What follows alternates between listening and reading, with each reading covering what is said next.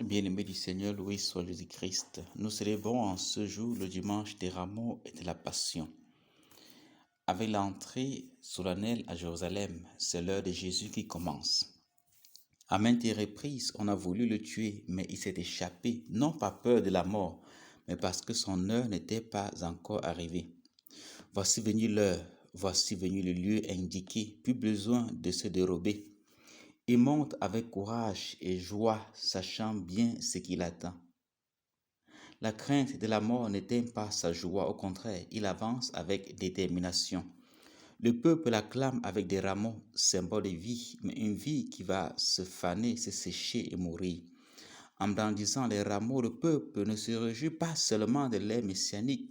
On peut aussi voir en ce geste un peuple qui manifeste sa joie, son désir de vivre toujours, une demande de libération, d'où l'acclamation Hosanna, béni soit celui qui vient au nom du Seigneur.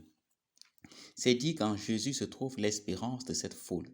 Il est le serviteur souffrant décrit par Isaïe qui porte en lui la souffrance de la multitude, qui fait vivre par le don de sa vie. Par ses souffrances, il libère son peuple des souffrances. Il fait de sa vie un sacrifice d'expiation pour le salut du peuple. Il ne sacrifie pas la vie et l'espérance du peuple pour vivre.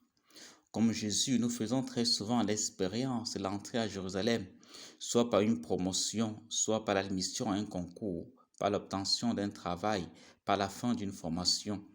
En ce moment, c'est tout le monde qui nous acclame et veut prendre des photos avec nous ou prendre des photos de nous. En ce moment, nous sommes le centre de tout, même si d'aucuns, comme certains pharisiens, éprouvent de la jalousie et une haine meurtrière. La joie de l'entrée à Jérusalem ne doit pas nous faire oublier que les moments de la passion arrivent et à ce moment précis, nous serons seuls.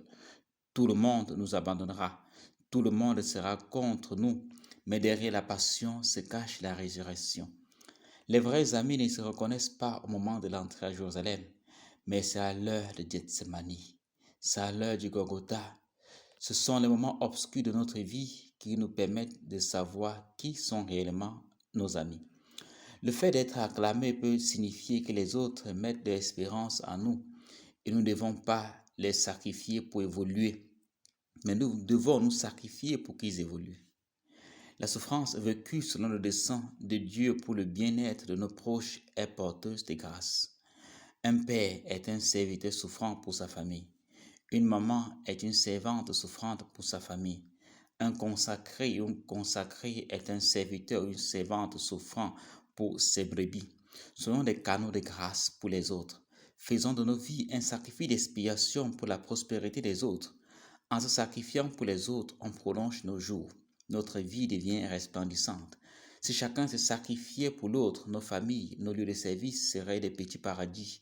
Mais nos familles sont ténébreuses parce qu'on trahit, parce qu'on abandonne ceux qui se sacrifient pour nous à leur triste sort quand tout va mal, parce qu'on sacrifie la vie et la dignité des autres pour évoluer, parce qu'on vit un individualisme à outrance. Loué soit Jésus-Christ.